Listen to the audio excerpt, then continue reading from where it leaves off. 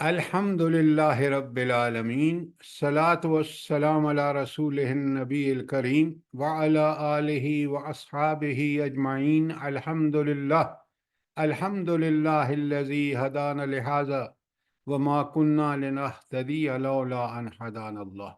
رب اشرح لی صدری ویسر لی امری واحلل عقدۃ من لسانی یفقہوا قولی، آمین یا رب العالمین۔ آج انشاءاللہ آج کے درس کے بعد چھٹیاں ہو جائیں گی، اور وہ چھٹیاں 1 اپریل سے لے کر 15 اپریل تک ہوں گی۔ تو اللہ تعالیٰ آپ کو توفیق عطا فرمائے اعتکاف کی اور آخری عشرے میں ساری سعادتیں جمع کرنے کی۔ اب ہم چلتے ہیں، آج ہم نے سورہ میں شروع کرنی ہے المعارج۔ سر ایکسکیوز می سر، 1 اپریل سے لے کے 15 اپریل تک منڈے ہے نا، پھر اسکول بھی کھل جائیں گے، آپ کے بچوں کے اسکول بھی ہوں گے، تو آپ لوگ پھر عید کے بعد چھٹیاں کر لیں 3-4۔ جی جی، جزاک اللہ سر، جزاک اللہ۔ بسم اللہ الرحمن الرحیم۔ ہم شروع کر رہے ہیں سورہ معارج، اور بڑے غور سے سنیے، اور آپ کا امتحان بھی ہوگا سوالوں کے ذریعے، تاکہ آپ کو قرآن فہمی میں بھی اضافہ ہو۔ بسم اللہ الرحمن الرحیم۔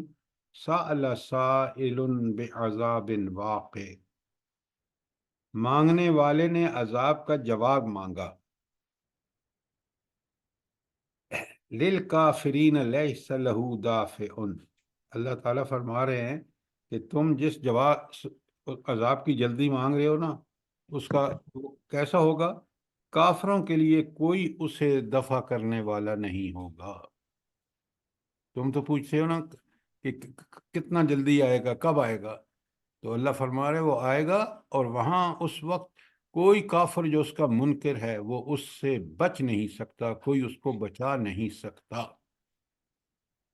اچھا، اب مجھے آپ ایک بات بتائیں کہ یہ جو قرآن کہہ رہا ہے کہ یہ جلدی عذاب مانگ رہے ہیں، یعنی یہ سوال تو ہے، لیکن سوال یہ ہے کہ کتنا جلدی عذاب آئے گا؟ یہ مذاق کر رہے ہیں کافر۔ بلا قرآن میں دوسری جگہ کیا کہا ہے اس کے بارے میں؟ یہ جو لوگ مذاق کر رہے تھے، ایک آیت بڑی قرآن میں ریپیٹ ہوئی ہے، جلدی بتائیں۔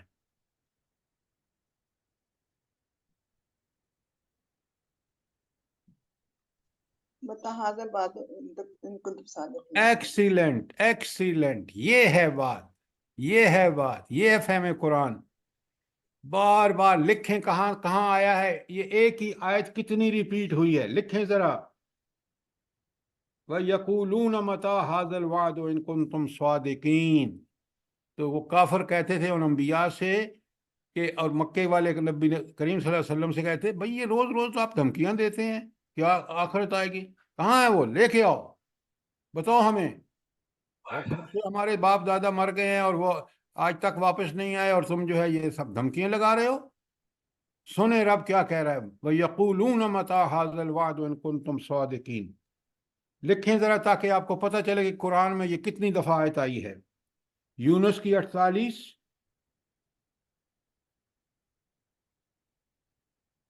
انبیاء کی 38،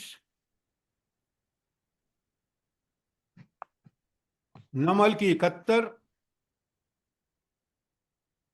سبا کی 29، یاسین کی 48، اور ملک کی 25۔ یاسین اور ملک تو آپ روز پڑھتے ہیں۔ آپ نے لکھ لی ساری؟ جی سر، جی سر، جی سر۔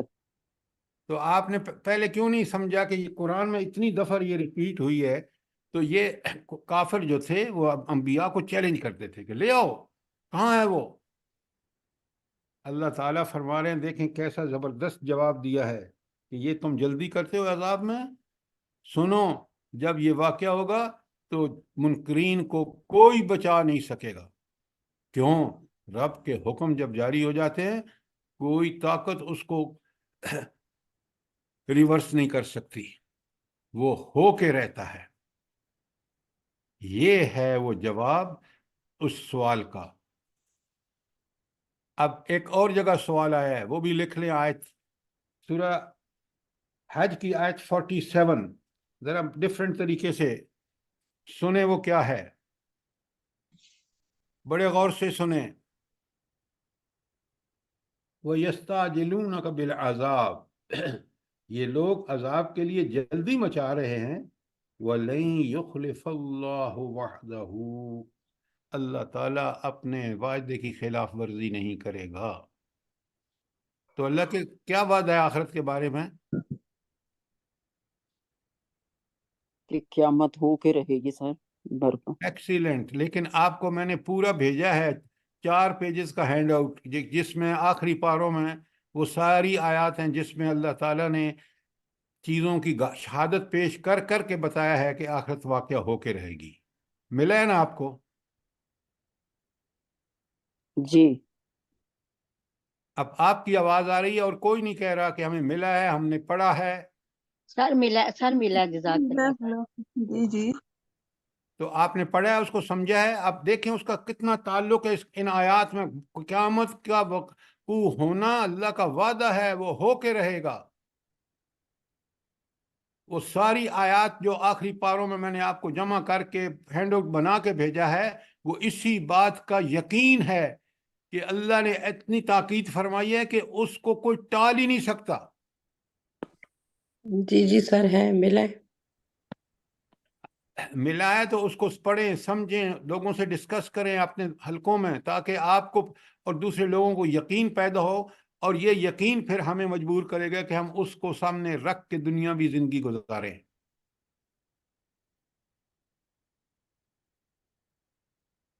اب ذرا پھر آپ کو سورہ حج کی آیت پڑھ کے سناتا ہوں، اور آپ دیکھیں کہ یہ جو 2 آیتیں ہم نے پڑھی ہیں کس قدر وَيَسْتَعْجِلُونَكَ بِالْعَذَابِ یہ عذاب کے بارے میں آپ جلدی مچا رہے ہیں۔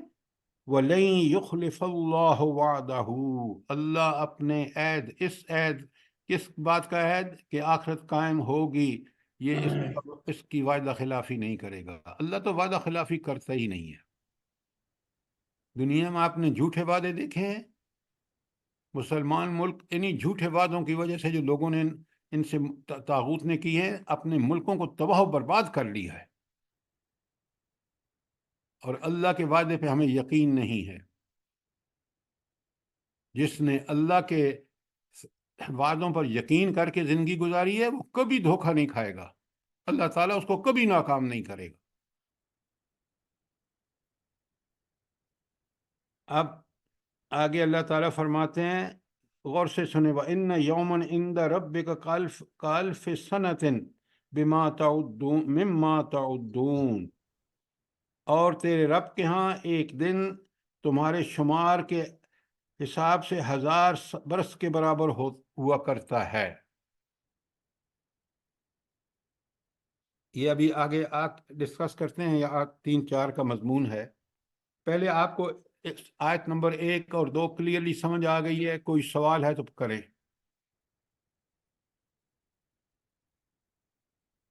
آیات کے حوالے لکھ لیے ہیں آپ نے؟ جی سر جزاک اللہ خیر۔ جی سر لکھ لی۔ جزاک اللہ۔ اچھا، اب آگے چلیے آیت، اس طرح ایک ایک آیت کو سمجھ کے کہ قرآن میں دوسری جگہ اس کے بارے میں کیا کہا گیا ہے۔ آیت نمبر 3، من اللہ ذی المعارج اس اللہ کی تعالیٰ کی طرف سے جو عروج کے زینوں کا مالک ہے۔ تعرج الملائکۃ والروح الیہ فی یوم کان مقدارہ 50,000 سنہ ملائکہ اور روح اس کے حضور چڑھ کر جاتے ہیں ایک ایسے دن میں جس کی مقدار 50,000 سال ہے۔ اچھا، پہلے تو اس میں ایک لفظ ہے ملائکہ اور روح، تعرج الملائکہ والروح، یہ روح سے کیا مراد ہے؟ جبرائیل اسلام۔ بالکل ٹھیک ہے، جبرائیل علیہ السلام جو فرشتوں کے سردار ہیں۔ دوسری جگہ بھی روح کا لفظ ان کے لیے استعمال ہوا ہے.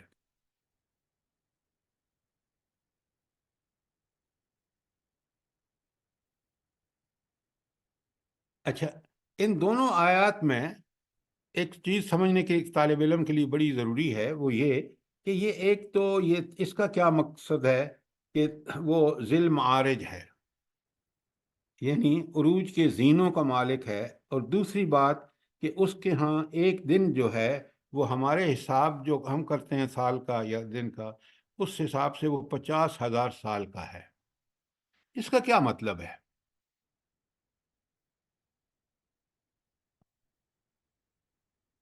طالب علم کو آگے نہیں جانا چاہیے جب تک بات سمجھ نہ آئے. قرآن اس لیے نازل نہیں ہوا کہ ہم پڑھ کے پڑھتے رہیں اور پتہ ہی نہ ہو کہ اس کے اندر کیا حقائق بیان ہوئے ہیں. سر اللہ اعلیٰ و بالا ہے، کائنات کو چلانے والا ہے، آقا و مالک ہے، پھر کیا ہوا؟ اس لیے یہ ان کے اس کی شان بھی عظمت ہے، اس کی زینے بھی عظمت والے ہیں. بات تو آپ نے کچھ ٹھیک کی ہے، لیکن پوری بات ٹھیک نہیں ہے. پوری بات یہ ہے کہ وہ ایسا عروج کے زینوں کا مالک ہے. کائنات کی وسعتیں آج آپ کو اس صدی میں بھی سائنسدانوں کو جو اتنے اکڑتے ہیں یہ بھی نہیں پتہ کہ پوری اس کی تفصیلات کیا ہے.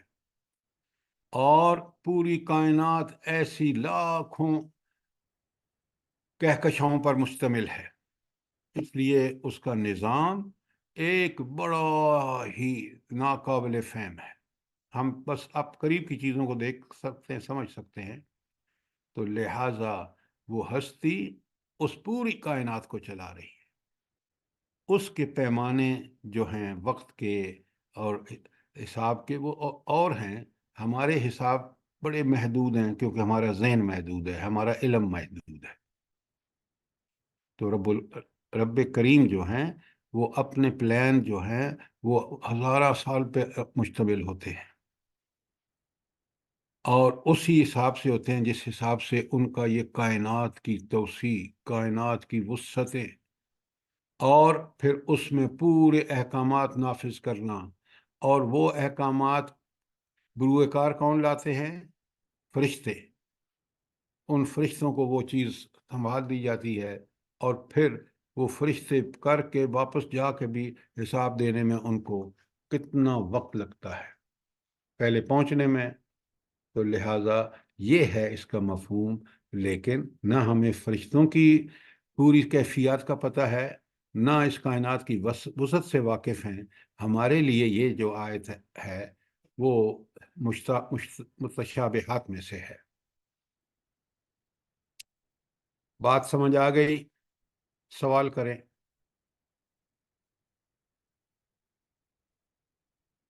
سر یہ جو مقدار ہے ایک دفعہ پھر کر دیں. میں نے آپ سے گزارش کی ہے کہ آپ اور میں ایک گھر کو بھی مشکل سے سنبھالتے ہیں. رب العالمین پوری کائنات اتنی وسیع اور عریض. میں نے آپ کو ایک مثال دی ہے، جس کہکشاں میں ہم رہ رہے ہیں اس کے بارے میں بھی سائنسدان اور پوری دنیا ریسرچ کر کے تفصیلات کا ابھی تک پورا علم نہیں ہے. ایسی لاکھوں کہکشائیں ہیں جو کائنات کے اندر موجود ہیں، اور ان کے اندر جس ہستی کا حکم چل رہا ہے، جو ہستی ان کو جس نے ان کو بنایا، جو ان کو چلا رہا ہے، جو جس کا یہ منصوبہ ہے، وہ بہت عظیم ہستی ہے. لہٰذا ان کا اس ہستی کا حساب جو ہے کائنات کے اندر اپنی ساری سکیموں کو روب عمل لانے کا، وہ ہمارے حساب بڑا محدود ہے. وہ ہاں ایک سال جو ہے وہ 50,000 سال کا ہے. اور فرشتوں کو اللہ تعالیٰ جو بھی کام کرنا ہوتا ہے، کیونکہ وہ حکم فرشتوں کو دیتے ہیں، فرشتے کرتے ہیں، اور یہ فرشتے بھی اس تک پہنچنے میں اتنا لمبا وقت لیتے ہیں. اب بات سمجھ آ گئی؟ جی سر، جزاک اللہ خیر. یہی بات سورہ سجدہ میں آیت نمبر 5 میں ہے. جی بالکل ہے، بالکل ہے. وہ اسی کانٹیکسٹ میں آپ سمجھیں گے. جزاک اللہ. اچھا، اب آج آیت 4 تک کوئی سوال ہو؟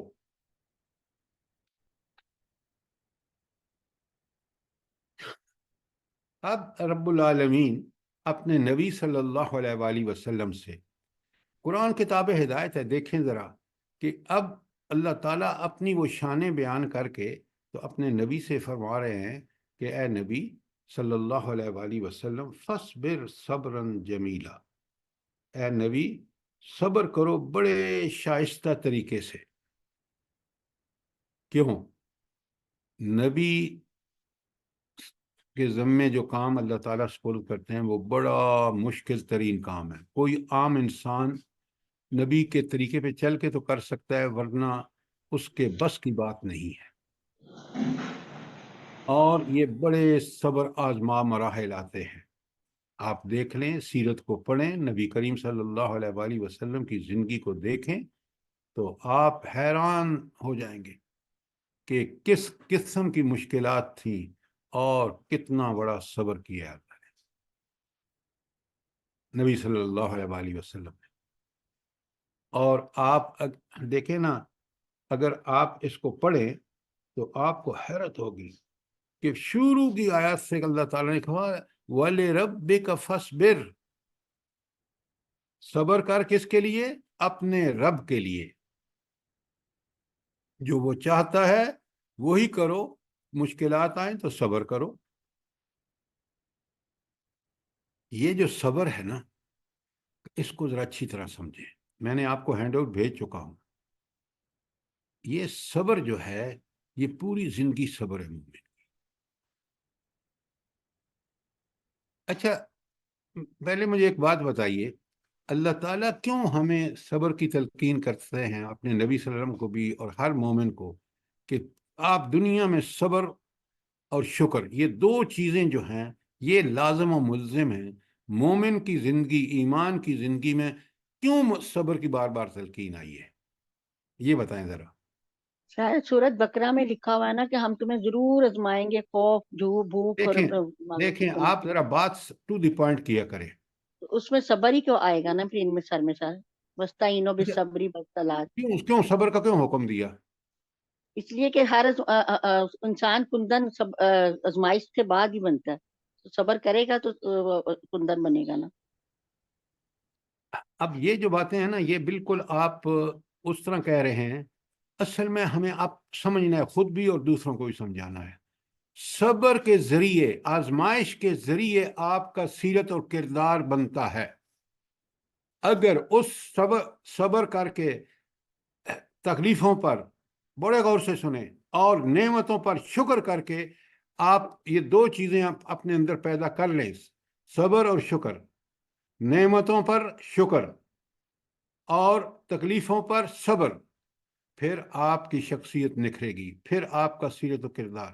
یہ دو خوبیاں، یہ دو فضائل اخلاق، صبر اور شکر اپنے اندر پیدا کر لیں، اور وہ اللہ تعالیٰ نے آزمائشوں کا ذریعہ اسی لیے بنایا ہے. اللہ تعالیٰ کے ہر کام میں حکمت ہے. اس کو جب تک نہیں سمجھیں گے بات پوری طرح سمجھ نہیں آئے گی. ہم نے بس رٹ لیا ہے کہ بھائی صبر آئے گا. صبر اس لیے آتا ہے ایمان کے بعد، شکر اس لیے آتا ہے کہ اس سے ہماری وہ سیرت و کردار بنتا ہے جو ہمیں جنت کا حقدار بناتا ہے. آپ قرآن میں مجھے ایک جگہ بتائیں کہ اللہ نے اب حاجیوں سے وعدہ کیا ہو جنت کا، نمازیوں سے وعدہ کیا ہو. لیکن اللہ تعالیٰ بار بار کہتا ہے میرے محبوب وہ ہیں جو سچے ہیں، جو نیک ہیں، جو ان کے اندر ساری اخلاقی فضائل موجود ہیں. اللہ تعالیٰ ان کو کہتا ہے وہ میرے محبوب ہیں. کبھی کہیں نہیں کہا کہ نمازیوں کو کہ وہ میرے محبوب ہیں. بھلا یہ کیوں ہے؟ بتائیں نا. ہم قرآن پڑھتے ہیں، اس کو سمجھیں، بہت ضروری ہے. اصل میں اخلاقی فضائل، نماز، روزہ، حج، ساری چیزوں کا مقصد انسان کے اندر وہ سیرت و کردار پیدا کرنا ہے تاکہ وہ فضائل سے آراستہ ہو اور رذائل نام کی چیز کے قریب بھی نہ جائے. یہ جب اس نے کیفیت حاصل کر لی، یہ ہے نفس مطمئنہ. اگر ہمارے نماز روزے حج زکوٰۃ نے ہمارے اندر اعلیٰ اخلاق پیدا نہیں کیا، فضائل کے ہم خوگر نہیں بنے اور ہم رذائل سے بچے نہیں، تو ساری نمازیں روزے کا کوئی فائدہ نہیں ہے۔ ان کا مقصد یہ ہے، مقصد حاصل کرنا چاہیے۔ روزے کا مقصد کیا ہے؟ تقوی۔ تقوی کیا ہے؟ نیکی کو کرنا اور برائی سے بچنا، فضائل اخلاق کا خوگر بننا اور رذائل اخلاق سے بچنا۔ یہ بہت اہم بات ہے، اس کو سمجھیے۔ ہم بس نماز پڑھ کے اور ادھر جا کے دکان پہ یا دفتر میں جھوٹ بولتے ہیں، یہ نماز کا کیا فائدہ؟ وہ نماز اگر ہمیں برائیوں سے نہیں بچاتی، اللہ سے وعدہ کر کے ہیں کہ ایاک نعبد و ایاک نستعین اور صراط مستقیم کی دعائیں مانگ کے آ رہے ہیں، اور یہاں گمراہی پہ چل رہے ہیں، تو نماز تو ہم نے قائم ہی نہیں کی۔ یہی آج ہمارا سب سے بڑا مسئلہ ہے کہ ہم نے کچھ چند چیزوں کو کر کے، اور وہ بھی ریچولز کے طور پر، وہ شعور کے ساتھ نہیں۔ جب شعور کے ساتھ کریں گے تو یہ ہو نہیں سکتا کہ ہمارے اندر تبدیلی نہ آئے۔ ان الصلاۃ تنہی عن الفحشاء والمنکر، فحشاء اور منکر بدترین رذائل اخلاق ہے۔ بات سمجھ آئی ہے کہ نہیں آپ کو؟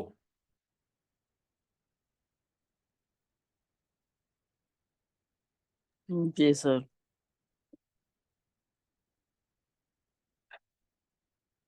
دیکھیں، اگر بات کلیئر نہیں ہے تو سوال کریں کہ بھئی یہ تم بات غلط کہہ رہے ہو۔ میں آپ سے جو بھی بات کہوں گا انشاءاللہ وہ قرآن و سنت کے حوالے سے ہی بات ہوگی، اور سر وہی ہم۔ اصل جی سر اصل کام ہی اچھے اخلاق اور کا ہے۔ اچھے اخلاق ہوں گے تو عمل بھی اچھے ہوں گے انشاءاللہ تعالی۔ اچھے اخلاق ہوں گے، اگر عورت کے اچھے اخلاق ہوں گے وہ بہترین بہن، بیٹی اور بیوی ہوگی۔ مرد کے اچھے اخلاق ہوں گے، یہ آج مسئلہ ہی سارا عالم اسلام میں اخلاق کا ہے۔ یہ جو آپ کے برسر اقتدار لوگ ہیں، ان کے اخلاق اچھے نہیں ہیں۔ اخلاق بنا پھوٹتا کس سے ہے؟ ذرا مجھے بتائیں، یہ باتیں سمجھیں۔ اخلاق کہاں سے برآمد ہوتا ہے؟ جلدی زبان بتائیں۔ سے۔ جی، اخلاق ہماری زبان میں ہی ہے نا۔ اب میں لا حول ولا قوت الا باللہ۔ یہ آپ، ساری اپنی باتوں کے اپنی پیچھے سیرت سے نمایاں ہوتا ہے۔ وہ تو اخلاق کا مظہر ہے نا۔ میں نے آپ سے کہا کہ یہ اخلاق برآمد کہاں سے ہوتا ہے، اس کی حضور جڑ صلی کہاں ہے؟ اللہ علیہ وسلم کی سیرت سے۔ انا للہ و انا الیہ راجعون۔ دیکھیں نا، اب ہم قرآن کے طالب علم ہیں، ہمیں نہیں پتا کہ یہ اخلاق کی بنیاد کیا ہے۔ بتائیں نا مجھے۔ کبھی آپ سیرت، بھائی وہ بنیاد دیکھیں، بنیاد نبی کریم صلی اللہ علیہ وآلہ وسلم کی سیرت ہمارے لیے نمونہ ہے، بنیاد نہیں ہے۔ بنیاد صبر ہے۔ بنیاد عقیدہ ہے، بنیاد عقیدہ ہے، لکھ لیں۔ ہمارے عقیدے کا تقاضا ہے کہ ہم اچھے اخلاق اپنائیں۔ اب اس اخلاق کے حصول کے لیے قرآن اور سنت ہے، نبی کریم صلی اللہ علیہ وآلہ وسلم ہے۔ کیوں نہیں آپ باتوں کو ٹھیک ٹھیک سمجھتے قرآن سے؟ عقیدے کے ساتھ ساری چیزیں وابستہ ہیں، آپ کے ہر قسم کا عمل، ہر قسم کا اخلاق۔ عقیدہ ٹھیک ہوگا، توحید کہ اللہ کو خالق، مالک، رازق، حاکم مانیں گے، پھر آپ اس طرف آئیں گے۔ آخرت کا یقین ہوگا تو آپ برائیوں سے بچیں گے اور نیکیاں کریں گے۔ یہ کہاں سے ملے گا؟ حضور نبی کریم صلی اللہ علیہ وآلہ وسلم کی زندگی سے ملے گا۔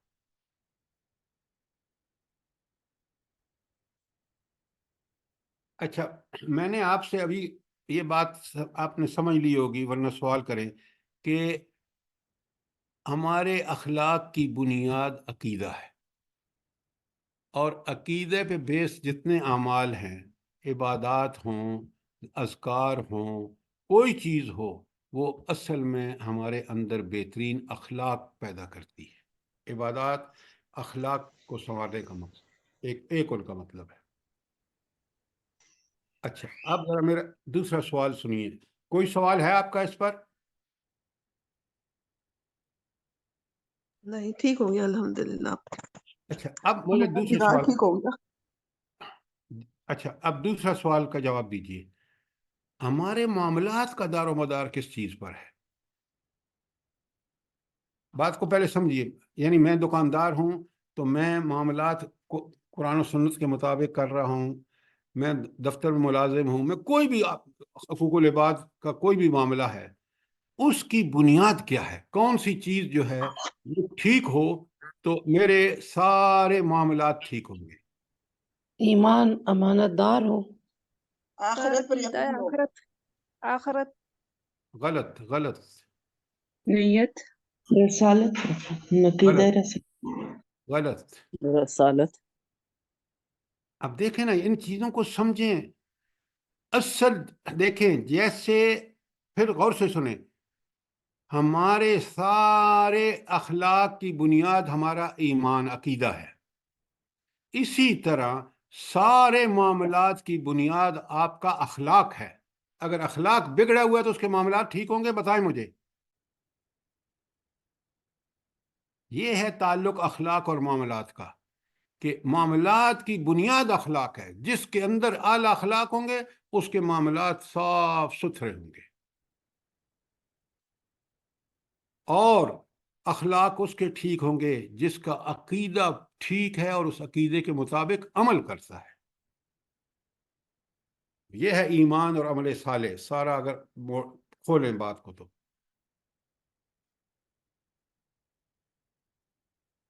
سوال کریں اگر بات کلیئر نہیں ہے تو.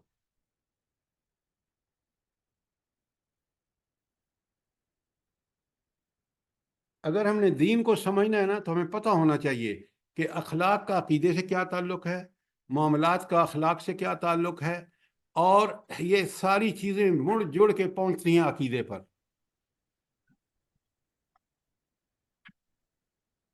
اچھا اب اگر آپ ہمیں یہ بات سمجھ آ گئی کہ بھائی اصل بات تو عقیدہ ہے، تو پھر عقیدہ کیسے ٹھیک ہوگا؟ جلدی بتائیں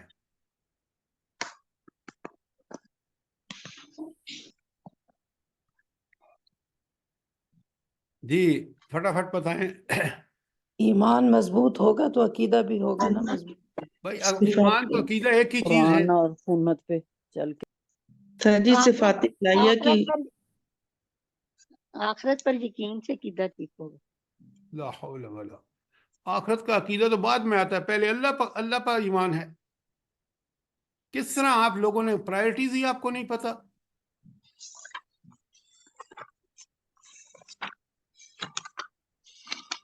جی حافظ صاحب آپ بتائیں کہ یہ عقیدہ کیسے، اس کو عقیدہ جو سب سے اہم چیز ہے اس کو ٹھیک کرنے کا طریقہ کیا ہے؟ قرآن پاک کے پڑھنے سے ہوگا جی. قرآن پاک و حدیث سے مطالعے سے. تو مطالعہ تو ہم سب کرتے ہیں، لیکن سوال کا ہمیں پتہ ہی نہیں ہے جواب کا. غور و فکر سے قرآن کو سمجھیں گے تو پھر عقیدہ صحیح ہوگا. آپ جب نبی کریم صلی اللہ علیہ وآلہ وسلم نے جس طرح سمجھایا ہے قرآن کو، اس طرح قرآن کو سمجھیں گے. تلاوت آیات، ایک ایک آیت کو جس طرح ہم یہاں سمجھ کے غور کر کے کر رہے ہیں، جب آپ کو پتہ چلے گا کہ اسی ایمان کا پکا ایمان تھا جو قرآن و سنت سے بنا تھا، اس کی تعلیمات سے.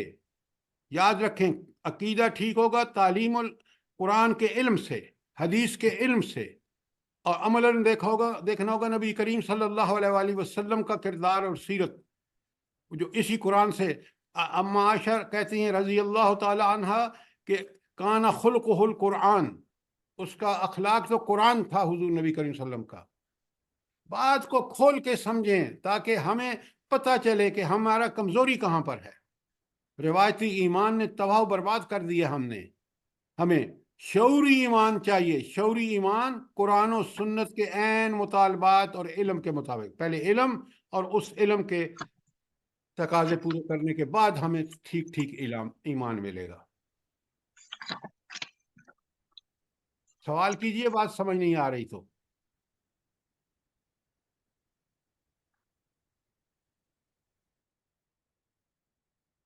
تو اب آپ کو سمجھ آ گیا کہ ایمان جڑ ہے ہر چیز کی. ایمان ملے گا وہ ایمان جو مضبوط جڑ ہوگی وہ قرآن کے علم اور سنت کے علم سے، اور وہ مضبوط ہوگا ان دونوں علوم قرآن اور سنت کے علم کے مطابق عمل کرنے. وہ جو اللہ تعالیٰ کہتے ہیں نا، اب دیکھیں نا یہاں آئے تھے، آپ سمجھیں سورہ اس میں انفال میں، وَإِذَا تُلِيَتْ عَلَيْهِمْ آيَاتُهُ زَادَتْهُمْ ایمانا. تلاوت آیات سے ایمان بڑھتا ہے. جوں سمجھ کے میں پڑھتا ہوں مجھے رب کی صفات کا علم ہوتا ہے، اس ایمان کے تقاضے کیا ہیں مجھے وہاں سے پتہ چلتا ہے. شاباش، سوال کریں بات تاکہ سمجھ آئے.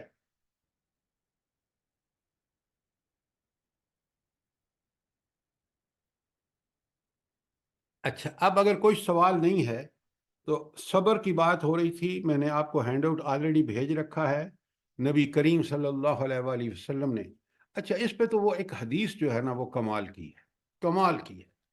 ہر حدیث ہی کمال کی ہے، لیکن وہ بالکل بعض چیزیں ہوتی ہیں جو بالکل نکال کے رکھ دیتی ہیں. وہ حدیث یہ ہے کہ مومن کا معاملہ بڑا عجیب ہے، اور یہ معاملہ صرف مومن کے ساتھ ہے. وہ کیا ہے مومن کا معاملہ؟ کہ صبر اور شکر. صبر کرتا ہے تو اللہ کی رضا پاتا ہے، اس لیے کہ قرآن کہتا ہے ان اللہ مع الصابرین، اللہ صبر کرنے والوں کے ساتھ ہے. اور اگر شکر کرتا ہے تو اللہ تعالیٰ فرماتے ہیں لَإِن شَكَرْتُمْ لَأَزِيدَنَّكُمْ، اگر تم شکر کرو گے تو میں تمہیں اور زیادہ دوں گا.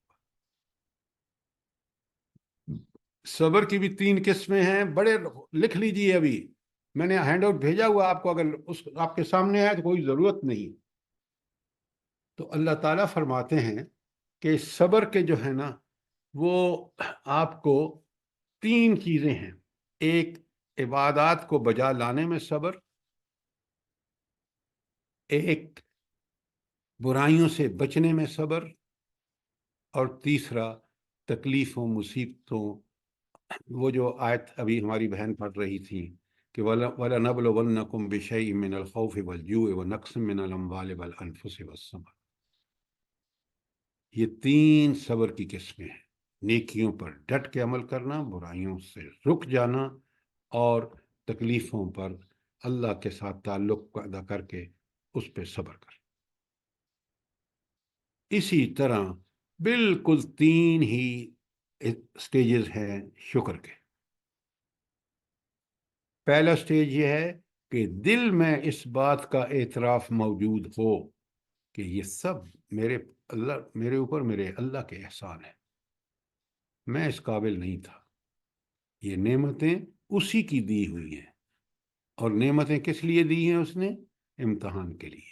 یہ دل میں اعتراف ہے تو پھر آگے گاڑی چلے گی. اگر یہ اعتراف نہیں ہے تو پھر صبر کہیں نہیں ہے. شکر. تو شکر پہلے اس بات کا اعتراف کہ یہ مجھے صحت، یہ مجھے دولت، یہ مجھے اولاد، یہ مجھے نعمت، یہ مجھے صبر، یہ مجھے شکر، سب اللہ کی دین. اب جب کوئی چیز دل میں پکی سچی ہوتی ہے وہی چیز زبان پر آتی ہے. جب آپ کا کوئی عزیز رشتہ دار خدا نخواستہ انتقال کر جاتا ہے تو آپ کا دل شدید غمزدہ ہوتا ہے، اور اس سے آہیں نکلتی ہیں، زبان سے آہیں نکلتی ہیں. جب دل میں یہ اعتراف موجود ہوتا ہے نعمتوں کے بارے میں تو آپ جب بھی کوئی کہتا ہے تو آپ کہتے ہیں الحمدللہ، میرے رب کا بڑا شکر ہے، اسی کی تعریفیں کہ جس نے مجھے یہ سب کچھ دیا ہے. پہلا شکر دل کا، دوسرا شکر زبان کا، اور تیسرا شکر کون سا بلا؟ وہ جو دل سے کہتا ہے نا، جو زبان دل میں اعتراف کرتا ہے، زبان سے کہتا ہے، اس کا امتحان عمل میں ہے. عمل کیسا؟ اس نعمت کو اسی طرح استعمال کرے جس طرح اللہ نے حکم دیا ہے. عملی شکر، عمل بالجوارح. دل کا شکر، زبان کا شکر، اور जवारे का शुक्र, ये सब समझ में होगा तो फिर आदमी हक अदा करेगा। नहीं समझ, आप कहेंगे कि मैं तो अल्हम्दुलिल्लाह कह दिया, हालांकि ना दिल साथ है ना अमल का सबूत उसके साथ है, तो ये कैसे शुक्र हुआ? बात को पूरी तरह समझें और समझाएं ताकि हक अदा हो जाए। कोई सवाल इस पे? फस्बिर सब्रन जमीला। अच्छा, ये सब्र जमील का जिक्र कुरान के एक और वाक़े में भी आया है, वो भला कहाँ आया है? हज़रत याकूब यूसुफ अलैहिस्सलाम याकूब अलैहिस्सलाम ने सूरह सबर किया यूसुफ, था। सूरह अच्छा, यूसुफ। वहां आप देखते हैं सुभान अल्लाह कि वो बच्चों को, अपने उन बेटों को जिन्होंने इतना बड़ा जुल्म किया है कि यूसुफ को कुएं में फेंक के आ गए हैं, फसब्रुन जमील। मैं इस सारे वाक़े पर मुझे पता है तुम झूठ बोल रहे हो, लेकिन मैं सब्र जमील करूंगा। सब्र जमील ये है कि उसका हक अदा कर दिया। अब पूरी जिंदगी आप देख लें, दूसरे बेटे के साथ वाकया पेश आता है, फिर भी फरमाते हैं सब्रुन जमील। और उस सब्र जमील का फिर अल्लाह ताला बदला क्या देता है, जरा गौर करें, पूरे वाक्य को सामने लाएं। वही बेटा जिसको उन्होंने कुएं में फेंका था कि मर जाएगा, गल जाएगा, सड़ जाएगा, उसी के सामने जाके वो मिस्र का वजीर खजाना है। अल्लाह ने, देखें रब के प्लान देखें और बंदों के देखें, जरा समझें बात को। काश ये हमारे हुक्मरान जानते कि रब के प्लान ही गालिब होते हैं। तो ये सब्र जमील अगर आपने समझना है तो फिर हज़रत मोहम्मद मुस्तफ़ा सल्लल्लाहु अलैहि वसल्लम की ज़िंदगी को देखें, या फिर इसहाक अलैहिस्सलाम की ज़िंदगी को देखें।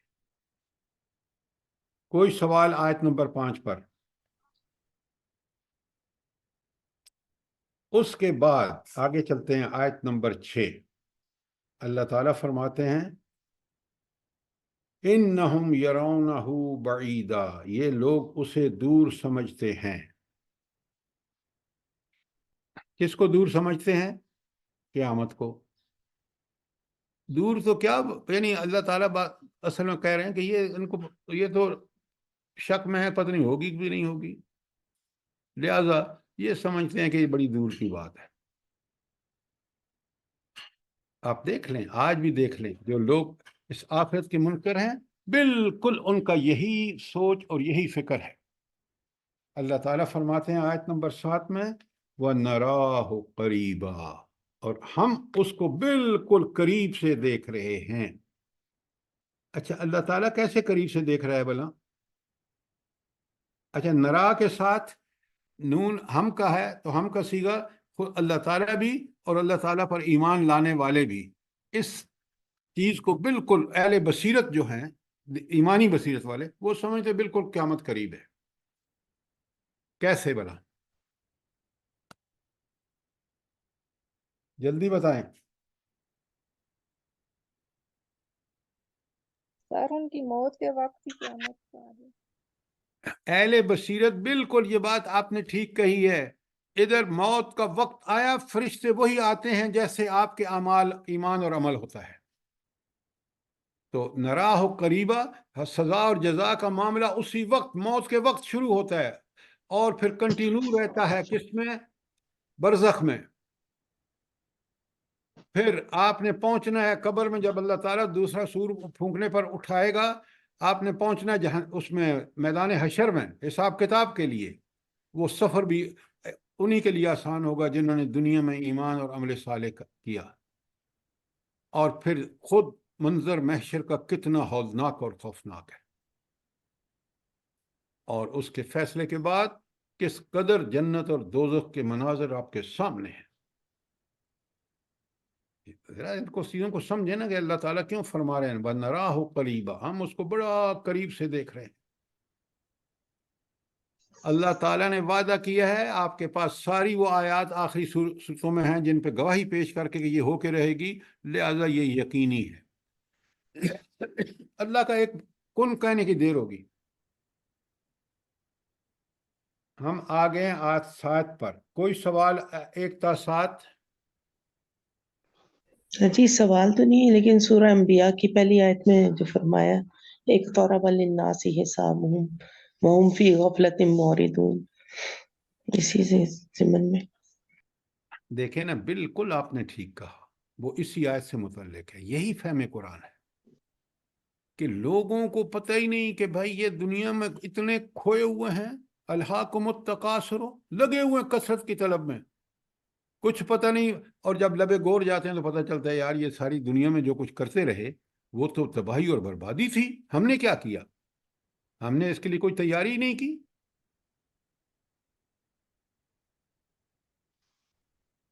अच्छा, कुरान का एक बड़ा खास स्टाइल है। अब ऊपर सारा क्यामत के बारे में आइए ना, आयत 6 और 7 आपने देखा। अब उस क्यामत के हौलनाकी का बयान है कि वो क्यामत खुद और जहन्नम दोनों कितनी हौलनाक हो। एक एक आयत को देखिए। बिस्मिल्लाहिर्रहमानिर्रहीम, यौम तकूनुस्समाउ कल-मुहल।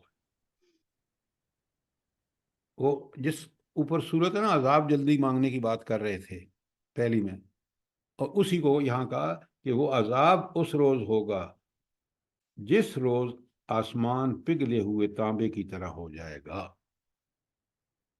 अब जहन्नम की हौलनाकी की जो आसमान की क्या हालत होगी, ये एक आयत नहीं है।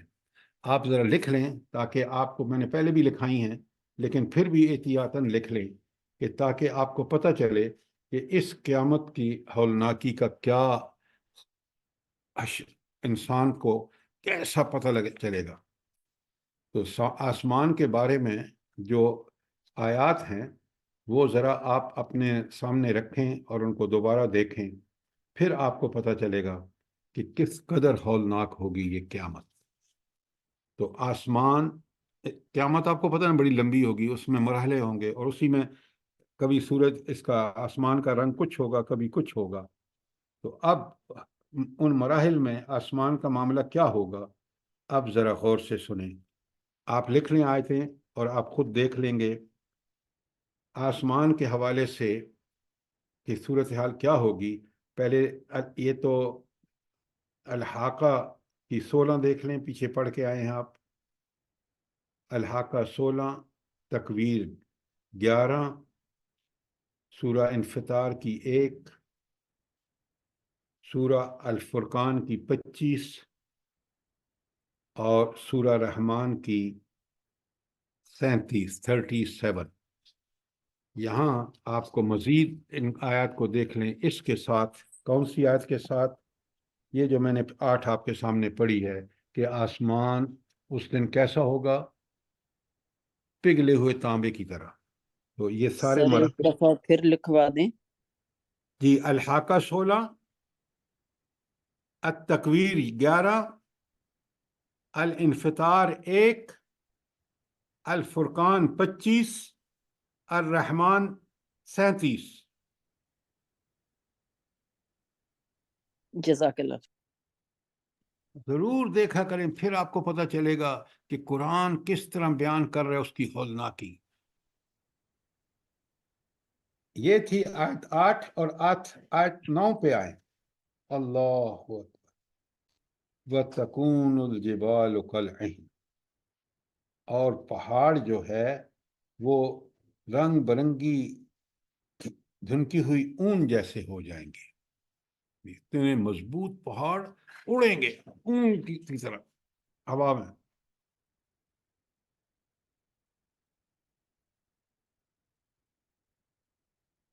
ज़रा मेहरबानी करें और भी आयात लिख लें, ताकि उस लिखें उस दिन पहाड़ों का। वो पहला मैंने आपको बताया आसमान का क्या हाल होगा, अब लिखें कि ज़मीन की कैफियत क्या होंगी क़यामत के रोज़।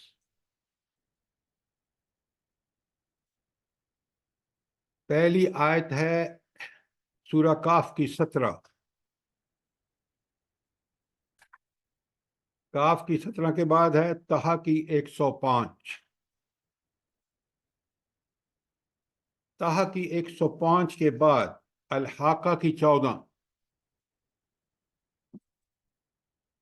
अलहाका की 14 के बाद मुजम्मिल की 14।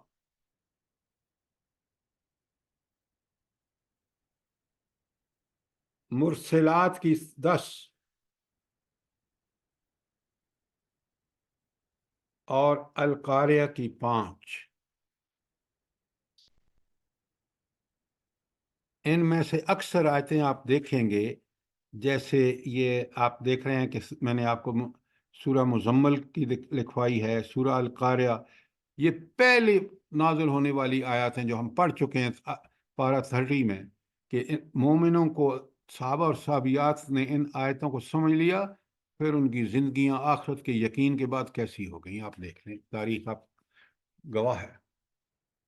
ہم روز پڑھتے ہیں بغیر سمجھے، اور کچھ بھی تبدیلی ہمیں نہیں آتی کہ ان آیات کی آخرت یقینی ہے، اس کے لیے تیاری کریں.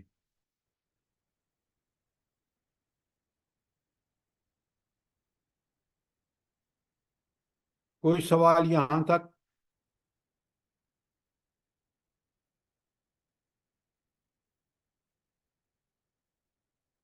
میں آپ سے کتنے سوال کرتا ہوں، آپ ایک بھی سوال نہیں کرتے، اتنے لوگ ہیں. اچھا، اب آئیے نوٹ جی. ہم سن رہے ہوتے ہیں، نوٹ کر رہے ہوتے ہیں نا، اس لیے. تو بھائی سمجھنے میں اگر دقت ہو تو سوال کریں، موقع ہے آپ کے پاس. جب میں سوال کرتا ہوں پھر جواب کیوں نہیں دیتے آپ؟ لکھ کے پڑھ کے سمجھنا سب سے ضروری ہے، وہ آپ اسی لیے کر رہے ہیں اور کرنا چاہیے آپ کو. اچھا، اب آ جائیے آیت 10 پر. اللہ اکبر، کاش ہم ان کو سمجھ کے پڑھیں. کس قدر قرآن انسان کی سوچ و فکر کو، بصیرت کو کتنا وسیع کرتا ہے. کوئی کتاب نہیں دنیا کی. وَلَا يُسْأَلُ حَمِيمًا حَمِيمٌ حَمِيمًا، کوئی جگری دوست اپنے جگری دوست کو نہ پوچھے گا. ایسا نفسی کا عالم ہوگا. دیکھیں نا، دنیا میں آپ کو کوئی تکلیف آتی ہے، 10 آپ کے عزیز رشتہ دار دوست پہنچ جاتے ہیں اور آپ کا غم ہلکا ہو جاتا ہے. وہاں غم کی بھی انتہا ہے اور کوئی پرسان حال نہیں ہے، نفسی کا عالم ہے. کیوں؟ اللہ نے جس دنیا میں بھیجا تھا جس کام کرنے کا، وہ ہم نے کیا نہیں. اللہ نے سب کچھ دیا، مہلت دی، ذرائع دیے، وسائل دیے، انبیاء کی بھیجے، کتابیں بھیجی. ہم نے اس کی طرف ذرا توجہ نہیں کی اور دنیا کے پیچھے. اور ہمیں پتہ تھا کہ یہ دنیا بالآخر ہم نے ایک دن چھوڑ کے جانا ہے. اور مومن اگر ایمان بھی رکھتا ہو اور پھر عمل اس کے برخلاف کرتا ہو، تو وہ تو پھر اللہ تعالیٰ اس کے ساتھ ظلم نہیں کر رہا. وہ تو جو کچھ سزا مل رہی ہے اس کو بالکل ٹھیک ہر آدمی کو مل رہی ہے. وَلَا يُسْأَلُ حَمِيمًا حَمِيمٌ حَمِيمًا، کیسا نفسی کا عالم ہوگا، ذرا غور تو کریں. کوئی وہاں آپ کو پرسان حال نہیں ہوگا. اب ذرا ایک بڑی زبردست چیز ہے، کاش آپ اور میں سمجھ جائیں. یبصرونہم، یہ ایک دوسرے کو دکھائے جائیں گے. یود المجرم، کہ مجرم یہ چاہے گا، اس کی یہ خواہش ہوگی، لو یفتدی من عذاب یومئذ، کاش اس دن کے عذاب سے بچنے کے لیے کس کو فدیہ دے دے؟ لو یفتدی بنی ہے، اپنے بیٹوں کو. ذرا غور کریں کہ سب سے پیارے بیٹے تھے، ان کو بھی فدیہ دے کے اس آگ سے بچنے کے لیے تیار ہو جائے گا. وہ صاحبت ہی، اور اپنی بیوی سے، وہ اخی ہے، اور اپنے بھائی سے بھاگے گا. اب یہ دیکھیں، ذرا نوٹ فرمائیں، سب سے زیادہ انسان کو بچے پیارے ہوتے ہیں. پھر جب شادی شدہ ہوتا ہے تو میاں کو بیوی اور بیوی کو میاں، اور پھر جب اور آگے بڑھتا ہے تو اس کے بھائی اس کے پشتیبان ہوتے ہیں، ان سے محبت ہوتی ہے. وہ فصیلت التی توی ہے، اور اپنے قریب کے ترین خاندان کو جو اس کو پناہ دینے والا تھا. دیکھیں، ہر ایک چیز دینے کو تیار ہے. وَفِي الْأَرْضِ جَمِيعًا، اللہ اکبر، اور سے دیکھیں، اور روئے زمین کے سب لوگوں کو فدیہ دے کر، ثُمَّ يُنْجِيهِ، بس اس کے نتیجے میں چاہے گا کیا؟ کہ یہ سب کچھ دینے کے بعد دنیا کی ہر چیز کاش اس کے پاس ہوتی، وہ دے دے اور اس کو نجات مل جائے اس عذاب سے۔ یہ ہے عذاب کی ہولناکی، یہ ہے عذاب کی سختی۔ اچھا، اب ذرا ایک مہربانی کریں، آپ اس کے ساتھ بالکل یہی صورتحال سورہ عبس کی آیت 33 تا، سورہ عبس آیت 33 تا بالکل یہی چیز ہے۔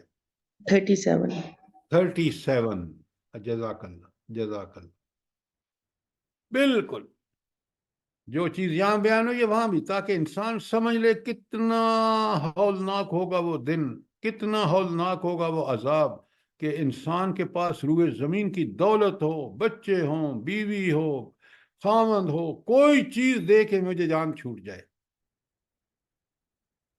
اللہ تعالی ہم پر یہ نوبت کبھی نہ لائے، ہم دنیا میں وہ اعمال کریں کہ ہمیں اس چیز کا سامنا ہی نہ کرنا پڑے۔ آمین۔ یہ صرف قرآن ہمارے اندر، یہ اللہ کی کتاب، یہ چیزیں ہمارے اندر اگر ہم اس کو سمجھ کے پڑھیں گے، انشاءاللہ آپ دیکھیں گے کہ ہمارا پورا ذہن سیٹ ہو جائے گا، ہم صراط انشاءاللہ مستقیم سر۔ کی طرف آ جائیں گے۔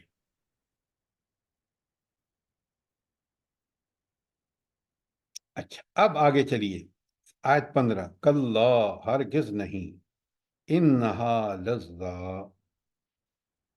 وہ تو ایک بھڑکتی ہوئی آگ کے شعلے ہوں گے، نزاعۃ للشوا،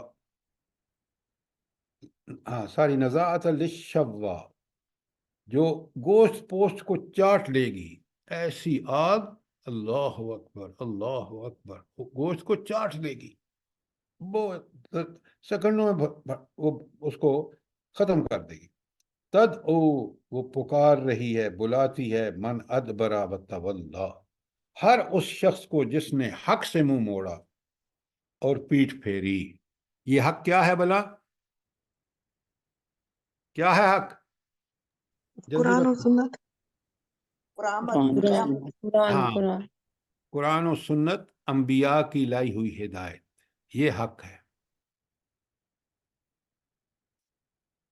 اب سنے آگے، وَجَمَعَ وَفَعَوْعَ، اور مال جمع کیا اور سینت سینت کر رکھا۔ کیا مطلب ہے اس کا بلا؟ یعنی یہ ایک ایک خاصیت بتائیے، لیکن یہ خاصیت کن لوگوں میں ہوگی؟ بخیل لوگوں میں، تجوریاں جو بھرتے ہیں مالوں سے۔ دنیا پرست، بخیل، شاید دنیا پر ہاں بالکل۔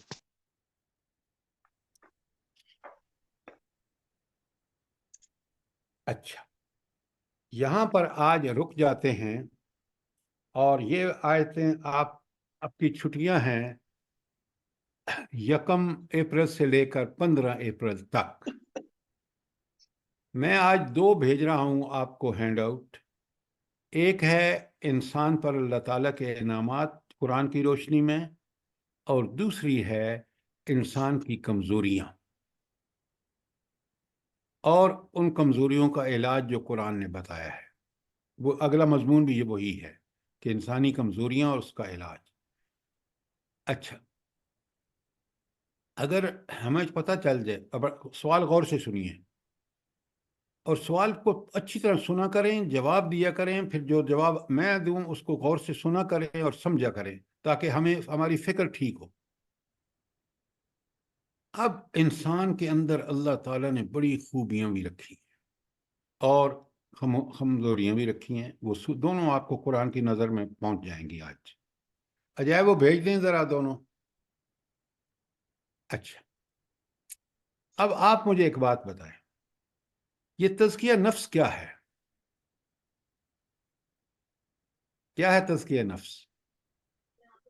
برائیاں نکال کے اچھائیاں ڈالنی اپنے اندر۔ وہ تو ترجمہ آپ نے بتایا، بالکل ٹھیک بتایا آپ نے، کہ انسان اب وہ جو کمزوریاں ہیں وہ کیسے دور ہوں گی، اور وہ جو اچھائیاں ہیں وہ کیسے آپ کے اندر مزید بہتر بنانا آپ کا کام ہے۔ یہ ہے تزکیہ نفس، کہ برائیوں سے قرآن کی روشنی میں قد افلح من تزکا، جس نے تزکیہ کر لیا، وہ تزکیہ یہ ہے کہ برائیوں جو بھی کمزوریاں ہیں ان کمزوریوں کو ہر اہل ایمان کا فرض ہے پھر کہہ رہا ہوں کہ وہ قرآن کی روشنی میں قرآن کی بتائی ہوئی ہدایت کے مطابق ان کمزوریوں کو دور کرے، اور جو اللہ تعالیٰ نے اس کے اندر اچھائیاں رکھی ہیں ان اچھائیوں کو مزید فروغ دے، ان کو استعمال کرے قرآن پڑھ کے سمجھ کے ان پر عمل کرنے میں۔ یہ ہے تزکیہ نفس، اور دونوں ہینڈ آؤٹ آپ کے پاس آ رہے ہیں، اور آپ تیاری کر کے 15 دن ہے آپ کے پاس، ان کو پڑھ کے سمجھ کے، اور یہ جو آگے آ رہا ہے علاج اسی صورت میں ذرا سمجھ کے آئیے، پھر آپ سے سوال ہوں گے۔ جی ضرور انشاءاللہ سر، اللہ پاک ہم لوگوں کو سب کو توفیق دے۔ آمین آمین، کوشش کریں گے، وہ توفیق دیتا ہے۔ والذین جاہدوا فینا لنہدینہم سبلنا، جو کوشش کرتے ہیں ہم ضرور ان کو ہدایت دیتے ہیں۔ یہ اللہ تعالیٰ کا وعدہ انشاءاللہ سر، اللہ تعالیٰ سب کو خیر عافیت سے دوبارہ ملائے اور ہم اپنی کلاس جوائن کریں، اور ہمارے یہ سارے عمل ایسے اچھے ہوں کہ ہمارا رب ہم سے راضی ہو جائے۔ آمین ثم آمین، جزاک اللہ۔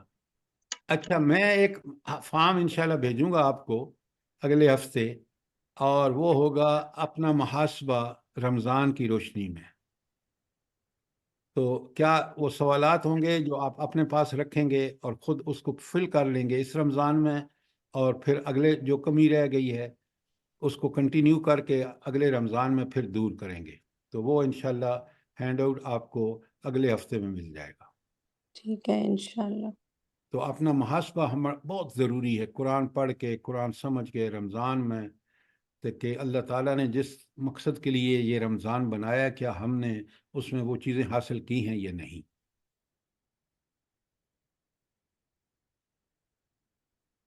تو کہا سنا معاف کریں، کیونکہ یہ سب مقصد ہوتا ہے تاکہ آپ کو الرٹ رکھا جائے، آپ ذہنی طور پر پوری طرح الرٹ ہو کے سنیں اور سمجھیں۔ تو اس کے لیے جب بھی کوئی چیز آپ کو بری لگے تو اس کو معاف کر دیں، مقصد آپ کی اور میں اپنی اصلاح ہوتی ہے، سب سے پہلے اپنی پھر آپ کی۔ آپ ہمیں معاف کر دیجیے گا اگر ہم جی نے بالکل، اصلاح ہم کی لوگوں سے غلطی کی جو بھی ہوگی۔ غلطیاں ہوئی ہیں ان کو ہاں، معاف کر دیں۔ آپ تو ہماری اصلاح کے لیے ہمیں ذرا ڈانٹتے ہیں، کوئی بات نہیں سر۔ جزاک اللہ، جزاک اور اللہ۔ ہمارے جتنے بھی یہاں لوگ ہیں، کسی کو بھی کسی سے تکلیف پہنچی ہو تو وہ سب ایک دوسرے کو معاف کر دیں، اللہ تعالیٰ بھی ہمیں معاف کرے۔ آمین۔ آمین ثم آمین۔ آمین۔